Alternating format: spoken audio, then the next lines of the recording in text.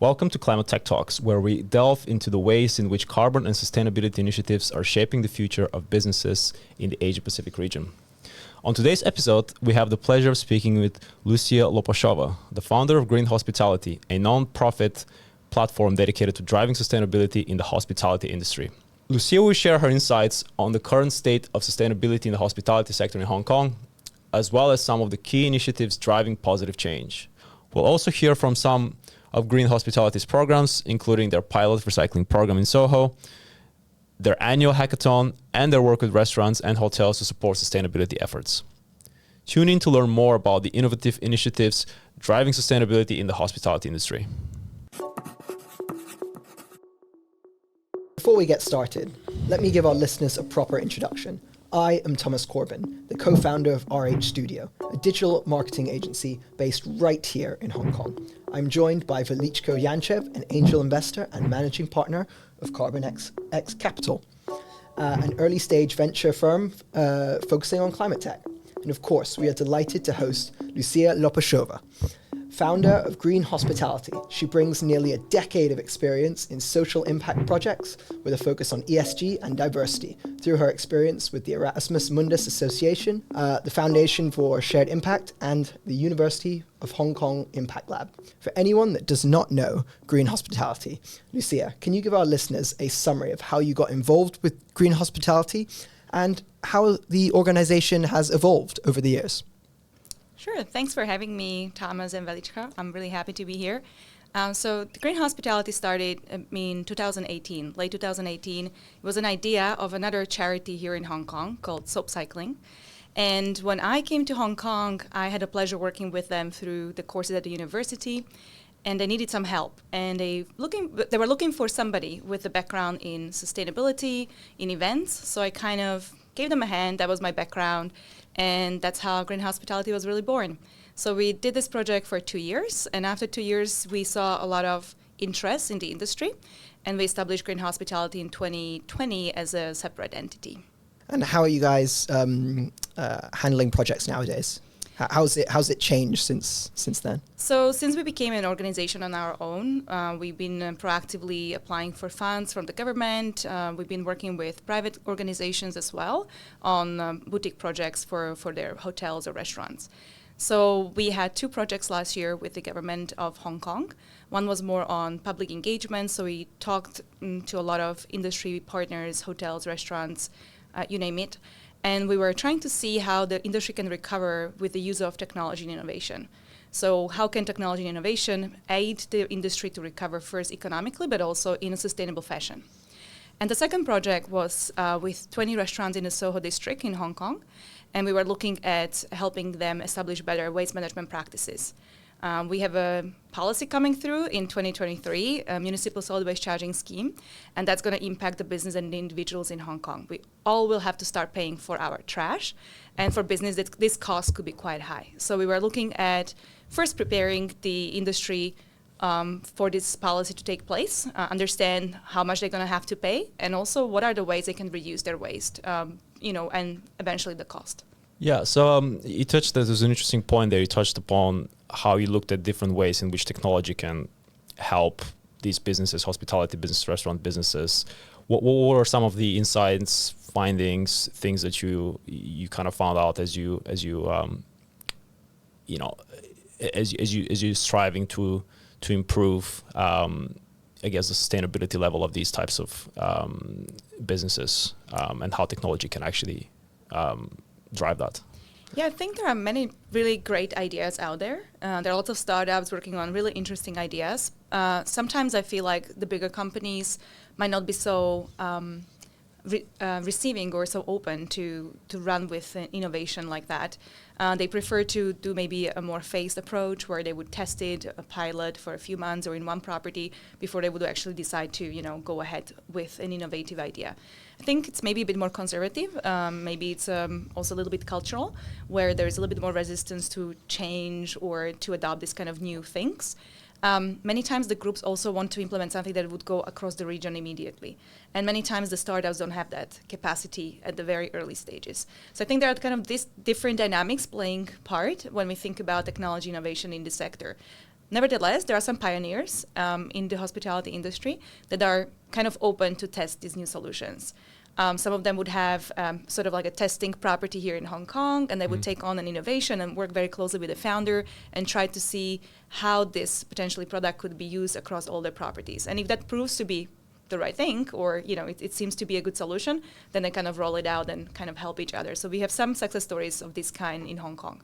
What kind of, could you give us an example of one of the success stories? Yeah, sure. I'm not sure I can mention any names, Okay. but I can just say that there is a very well-known hotel, a luxury property in Hong Kong, that has a testing ground in here for their actually global operations. Yep. And we introduced to them somebody having a product that is a sponge that is made out of biodegradable material, so it's not made out of plastic. And because they go through a lot of sponges, which we don't really think about when we think about sustainability, but they go through a lot of sponges in their operation, their kitchen. They have luxury restaurants. They want to be really sustainable, so we're looking for a solution for that. And we just somehow introduced them to this company we knew, who was our partner, who reached out to us and was part of our hackathon competition. And so we introduced them, said, well, maybe you can see what is the potential of collaboration between the two of you. And as a matter of fact, when we got up with the founder a few months later, they told us that actually working with them, they have contracts with them right now, and they're even looking for further innovating together, how they could make their product more sustainable, more durable, and last longer. Yeah, that's a great example. I just want to, I'm curious, it doesn't have to be like a specific technology that you guys have, introduced or worked with, but I'm just curious if you can maybe, while we're on the topic of technology in that sector, give us more, I guess, like a quick overview, or maybe kind of like set the scenes as what are the main types of technologies, types of startups that operate in that space? Is it things around recycling, things around new materials that are more sustainable, more biodegradable? You can just sort of like set the scene of what are the types of startups and innovations out there that are becoming more and more visible in that space. That'd be really helpful. Yes. Sure. Sorry, just to jump in, I think, great question. I think it'd be interesting to hear about the kind of present state, but also where you think it's going to go in 5, 10, 15 years. Yeah, of course. I can mention maybe a couple of areas that I know the most about, or the startups that I know the most that have been very proactive, have been around maybe for a little while, have gained some traction and success. I think the topic of waste is definitely something that is still very hot for the hospitality industry in Hong Kong, and we are looking always for solutions in the waste space, right? So be it food waste or plastic packaging, those kind of waste are really something that people are still looking for. There was a lot of misunderstanding, especially when it comes to packaging, what constitutes sustainable packaging. So I think there was a lot of that. We did a lot of work around it in terms of knowledge sharing and some research and educating the industry what it means, biodegradable, compostable, etc., and how to be aware of what you're choosing for your business, whether that's actually sustainable or not, and how you should look at those different words and certifications and whatever is out there. So there's of course plenty of those startups in that space, in packaging space, because there's a lot of packaging in the hospitality, especially in Hong Kong. People love takeaway, and everything you just put in a plastic bag, you take it out, and you can see these heaps of boxes and containers around here in Hong Kong. So there are lots of people looking into that space. So, for instance, there are some innovations in terms of this packaging that are from completely compostable materials. They could be devised from byproducts of agriculture. I think, in my opinion, those are probably the best solutions, because you don't need to actually grow another plant or anything. This is just byproduct that is already wasted in agriculture process, and you just take it and you are able to actually create new packagings. Can you give an example of that? I think I've met a couple of companies in that space, but maybe you can give a couple of examples if it comes to mind. Right now, I don't know their name. I just know the technology. Of the actual material? the byproduct of the agricultural byproduct, which is used to create the. I forgot the name of that, to be honest. But it's essentially, from what I understand, it's like the crops when you have the grain inside. It's like a little package. I mean, not a package. It's like a skin, right, or something. Yeah. So that you can actually use. Because once you open this and then you just take rice or whatever, I mean, what is inside, the peel of it can be actually made into a material. Yeah, I think the other one I I Sorry. remember. No, it's okay. It was some of these names are quite technical, are quite. Yes, they're not very popular. Easy to remember. Not that I think there was a startup I met. I think it's in Singapore. They were creating sustainable packaging from the byproduct of beer, in the process of the Yes. brewing. Whatever the byproduct was called, from the yeast and all Yes. that's left, that can be used as well. I think that's another example. Yeah. There are so many different ways, and we don't even think about them because we never have thought about using this byproduct for anything, right? So I think that's the point on going into innovation, working with universities, with their labs, with people who actually know this process, and giving them the ideas what they should be looking for. Because you can find solutions, but just nobody really who has this biochemistry or food sciences major will really think about this as a problem. You can also create packaging out of, I think, fish skins in fishery industry, especially those that are transparent. They are from the scales of the fish. So that's one of the innovations that I know about that could be very useful because many times you need that packaging that shows you what is inside, right? And that's hard to achieve with anything else than plastic, really. Yeah. So there could be some innovation from there. Algae, definitely algae. A lot of products are from algae. Mushrooms as well. Styrofoam boxes, the newest innovation is actually using mushrooms for same purpose. So that could be really great solution. Here in Hong Kong, we have a lot of seafood shipped in these styrofoam boxes. They are really bad for the environment. There is not really a good way to recycle them. It's very hard. So replacing with something like this mushroom-based styrofoam box, right, which is not styrofoam, will be actually fantastic. So just touching on going back to an earlier point you made about the difference between biodegradable and compostable. Do you want to just, for our listeners, break down what the difference is? And then why this is relevant is obviously that Hong Kong has set, I'm not sure exactly what the date is, set a target to remove single-use plastic from packaging in the future. So this might be something that, small, medium, large-sized businesses in Hong Kong need to start thinking about. Yeah. Yes. And also, it's the same point, actually. You said people don't actually realize what is sustainable and what's not, or what is compostable. So if you, it would be great to understand what those terms actually mean. Everyone claims we're compostable, we're sustainable, biodegradable. Yes. What is and what isn't? Maybe if there's like an easy way of defining, these are the types of things that actually are good for the environment and actually going to decompose, and these do not. So. Yeah, great question. So there's not an easy answer. That's my first answer. If you were really, depends, you need to set some boundaries. Whenever you think about sustainability, you need to set some boundaries. Like when you do a research, you have some boundaries because you will never be able to maybe capture everything. And, it's just too complicated. Sustainability is complex and complicated. And you can have solutions, but you might think none of them is the best one anyways. One is maybe tackling something like, I'll give you an example. There is a packaging, again, alternative packaging that is supposed to be more sustainable. It dissolves in water. However, the virgin product that it's made out of, it's still the same as your fossil fuel base. So essentially, it doesn't remove that element, but it does prevent the wildlife choking on plastic. So there's lots of things and factors you have to think about. And as a sustainability person, if you're making decisions for the company or personally, you need to think about what's the most important thing for me, because maybe there is not the best solution right now. There is not only one solution that solves all of this, not at the moment. I think that's the case for a lot of these things that we see and innovation that we see. A lot of them could have also negative impacts. Besides, we think we're solving one problem, but we're actually creating another. Yeah. So for instance, you could be having this, again, I'm going to take the same example, the same packaging. Now you start producing everything out of this material, but this material is composed of some chemicals, and you start putting them into the environment. We have not tested, and we don't have enough data to know what these different components now will cause to the biodiversity or the natural cycles. We just don't have that knowledge because everything triggers something. That's the law of sustainability anyways, right? There's a system, and that system has responses and feedback loops and all that, same as climate change. So that's why I say it's really difficult to say what is really sustainable. So I would say, we have the obligation to do the due diligence, of course. I think partnerships, nonprofit organizations, all that, we should leverage on all that, work with universities and understand what is the latest science on that, right?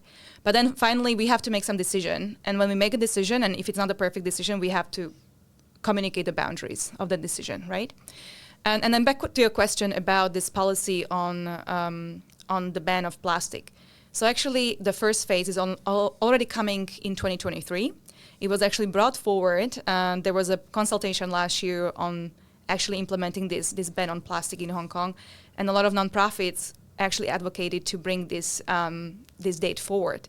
So it's going to happen already this year. We're going to see some of these plastics being removed from restaurants. You will not be able to serve, say, in a single-use containers if it's for dine-in. So it's going to be kind of interesting because there are, of course, a lot of outlets who do this in Hong Kong, and we're going to have to see whether this is going to be implemented really well or there is going to be a lot of exceptions, as we've seen with some other policies in the past. And when we think about the alternatives, right? So, of course, now every business is going to start thinking, what should I do? I have some takeaway food. I cannot just remove this stream of revenue from my operation. I will still need to have some packaging. So what are my options? Currently, there is no list or recommendations. We still don't know. The policy is not yet completely clear how that's going to be implemented. So we don't know what is an approved material. But so far, what we know is that even the biodegradable materials, even these different alternative materials will be banned. So currently, we don't know what the solution really is. But to your point, there is a difference between compostable, biodegradable, and what it means. Actually, biodegradable, anything is biodegradable, even plastic. But it just takes 400 years or maybe 1,000 years. Yeah. So when you think about when somebody says or claims that they are biodegradable, the packaging is biodegradable, we need to dig further. What does it mean biodegradable to you? And also under what conditions? Because many times we have innovations, but they only biodegrade faster in the landfill or natural environment if we give it proper conditions. So I will take that example of that soluble packaging in the water, but it can be only dissolved in water of a certain temperature. So you need to have a water that is like 80 degrees or something hot, which is not the ocean. No. And so is this material going to degrade in that environment? There is not enough research. That's my answer. So actually, we are working with the University of Hong Kong to test these materials in natural environment, in the water, in the soil, and how it really behaves, because actually the data is non-existent right now. So that's what we have to be careful about when we think about biodegradable. And compostable, that's the terminology is a little bit different in different regions. So for instance, in Europe, there are already some guidelines what it means compostable. I think the material has to break down in the environment without any specific conditions, I think within 3 months or something like that. I would now be lying if I told you exactly, but essentially there are some guidelines. And if this material actually passes that, it really biodegrades in natural environment like this, then it can gain some certification. So this is like some of those certifications would have this kind of testing going through, and that's how the brand or the packaging will get the certification that they're actually compostable material or home compostable. So you don't really need any special technology to break it down. So I think this is what we really have to be aware of, that the certifications might sound cool, but we need to really ask more questions. So the government's basically bringing in the municipal waste charging scheme and also producing sort of this ban on single-use plastic. And I presume down the road is going to be further, regulation and policies that kind of that are going to push the industry towards a more sustainable future, or so we hope, I would imagine. What advice would you give kind of small or medium-sized companies? Obviously, we know you just had this pilot program, so maybe you can draw from a little bit of that experience, kind of going forward in Hong Kong to sort of adapt. I think a lot of companies still don't realize that these things are coming, and they're really lost at what to do. The timelines are very very fast turnover. Let's say we have a policy and suddenly it comes into force in like a few months, right? There are some initiatives by the government, but not everybody will be part of those initiatives because we just don't have the power to go and educate the 16,000 restaurants in Hong Kong. That's not achievable. But the restaurants, of course, will be notified, will know about these things. So I think they will need to really start step by step, specifically engaging their staff. That will be really important, in my opinion. We see that the more engaged the staff is, the better the team dynamic is, the better the sustainability implementation is as well. So we have seen that the teams were really, actually even helped them grow their team spirit better if they were engaged on something like food waste recycling. So we've done a few pilots where the management was a little bit more concerned and they thought, oh, this is going to be additional work. I don't know how they're going to take it. But actually when we did it and we explained them why they're doing it, they actually felt very motivated and it brought the team together. So I think a lot of times the businesses are scared to do something because they think, or they present it as additional workload. But I think we need to change that mindset a little bit and present it as, this is not an additional workload, this is just like how we do business. And when it's done that way, we see much better and more positive response and better success rate as well, with like everybody being on board, being part of the team, doing this. This is how we do business. This is not additional work we do. So I think that's my kind of recommendation. Make it part of your business, not an extra work. It's going to be the part in how you do your business from now on. So I think that's how the business can prepare the best way. Start changing these things slowly, implementing step by step, And we've seen also very good approaches when you have one thing and from there you start implementing more and more. That's just much more successful. And if you try to just rehash everything and do everything at the same time, probably it's overwhelming. But if you do something simple as like measuring your waste, and then people start seeing these numbers and start being concerned about it, and you start giving them ideas how we can change this, then they're going to be much more open to other things. And slowly this will trickle in through all the departments. Yeah. Okay. So basically change the mindset, flip it from additional work to this is how we're going to do things forward, get educated, and then take small steps and then I think forward. There are lots of resources out there. It's not like there is nothing, but it's just more about wanting to do something, right? Or reaching out. I mean, that's why we are here. Green Hospitality is here.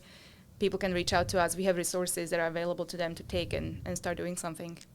I think you touched upon a little bit at the beginning as well, but maybe you can talk more about the challenges that are being faced. I guess primarily from the perspective of the restaurants, the hospitality businesses that are facing this. I think one of the things was the timelines you already mentioned, but what other challenges are there in terms of their core business, perhaps things around increased costs, expenses, etc., anything else that they're facing and how, what potential solutions apart from, implementing, I guess, new technologies and working with green hospitality and organizations like yourself. Yes, I think especially last year, we are in Hong Kong, so we know what the challenges have been for the past couple of years. I think more than anywhere else, we've been quite strict with public gatherings and quite strict as well with businesses and what they could do during this period, right? So last year with the Omicron, and there were lots of closures of restaurants. Restaurants could no longer do it, right? We've seen a drop in number of restaurants and the F&B outlets in Hong Kong. And so we started this project actually last January when just Omicron started. So the project was really delayed because of that. We had to resolve a lot of challenges operations-wise. But we've seen that the restaurants are really concerned and they really couldn't think about doing something new or different. And they were really struggling to just hire people, retain people. There was so much turnover of, staff. And that becomes a big challenge because if you have to nonstop retrain somebody and they've never been exposed to waste segregation, then it's going to be quite difficult, right? And to get the business running. We had the reopening in Hong Kong means you could have more guests per table and so on. So you were kind of gradually increasing your operation. And that was a problem because they couldn't really anticipate how many people they will need, whether they're going to have enough. So thinking about anything extra than just running the business was quite a problem. So I think this was a particular issue, especially for Hong Kong. Yeah. Okay, so it sounds like Hong Kong is getting quite aggressive in terms of its policies and regulations and really pushing more sustainable practices in the hospitality sector. I'm curious, how does that compare? Do you have any perspective on how that compares with other countries, regions, cities across the world? Yeah, so Hong Kong started implementing all these policies a long time ago, but some of them have been definitely increasingly coming through in recent years. I think the topic of ESG sustainability has been hot for maybe the last 2-3 years. So we've seen a lot of motion around it. When it comes to other regions or cities, especially within Asia, I think this is a trend. We can see this across other markets. We've seen in mainland China, some cities have implemented more aggressive policies even earlier than Hong Kong, say Shanghai, banning all the toiletries, the little plastic bottles, shampoo, whatever you have in a hotel room. So we're much more strict on that front than Hong Kong. So Hong Kong is kind of catching up right now. It's feels like it, at least. However, obviously you have all these different bans coming through in different places around the world. But I think it's important to mention the enforcement side of the things as well, and how these policies don't live in isolation. It's not just a policy and then everybody suddenly is like doing the right thing. There are different components that need to be taken care of. So you need to have civil society engaged. You have to have the nonprofit sector doing their job of educating, helping the government to maybe clean the public areas. We have to have the consumers, you and I, being aware and doing our part. We have to have the businesses doing their part. And the policy is kind of giving that framework for that. But there has to be different tools. And obviously the innovation also plays a big part, because we can or want to be doing the good things, but if you don't have the, say, alternative materials that would be really good for the environment or better than what we have right now, then it's going to be always complicated to achieve that mission. So yes, I think the policies are definitely coming through. It's becoming a trend. I think we're going to see more policies, or even upgrades of policies. We have example of the plastic bag ban in Hong Kong. That was already, or it has been in place for quite some time, but since last December, I think, or November, the levy actually has been increased. So there has been, adjustments and further changes made to the policies so they are more effective. The policies are quite new, so we will have to see what they're going to bring. As I said, the plastic ban is going to come into force end of this year for some of the materials. And so I think we can reassess next year whether how it's been going and whether it's been successful and similar to the municipal solid waste charging scheme. Yeah, it'd be fun to do, actually. But as we're kind of focused on technology around on this podcast, how do you, as you've run many hackathons yourself, how do you see the hospitality industry going forward, and how do you see that being influenced by technology? Obviously, we've got new materials, but are there other forms of technology that might be able to kind of support the industry? Yes, some of the leaders in the industry are ready for these innovations, and I think specifically around measurement, the data, the knowing is really important. However, some of these technologies still seem to be quite expensive, or if you really think about it, innovation for this, innovation for that. And that kind of ends up to be a lot of cost maybe to put into the sustainability. And it's kind of unclear because a lot of even us or startups, we really don't know what is the cost benefit of that solution yet, or we cannot be very accurate of that in some cases. Say if we're going to save food waste, it's really hard to calculate how much money you're saving. So a lot of these things are kind of assumptions, but if really it yields that success that you promise at the beginning to the business, it's not very clear. So a few of those bigger businesses that have the economies of scale, that have the power to implement some of these solutions have done so. But I think it will take some time until these are adapted by the bigger players so that they can be more affordable for the smaller players. I think they're important, but they're a little bit unaffordable right now because maybe the benefit you're getting at the end of the day, economically speaking, doesn't show that well, right? And a lot of businesses are still, they are interested in the numbers. And we are not factoring in the cost to the environment. We are not factoring in the cost of climate change mitigation. We are not factoring these right now.